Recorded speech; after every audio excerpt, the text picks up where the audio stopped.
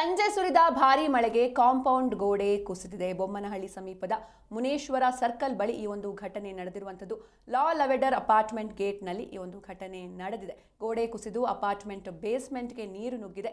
ಗೋಡೆ ಬಿದ್ದು ಅವಾಂತರವೇ ಸೃಷ್ಟಿಯಾಗಿದೆ. ನೀವು ಕೂಡ ದೃಶ್ಯದಲ್ಲಿ ಗಮನಿಸ್ತಾ ಇರಬಹುದು. ಆದರೆ ಅದೃಷ್ಟವಶಾತ್ ಯಾವುದೇ ಪ್ರಾಣಹಾನಿ ಸಂಭವಿಸಿಲ್ಲ.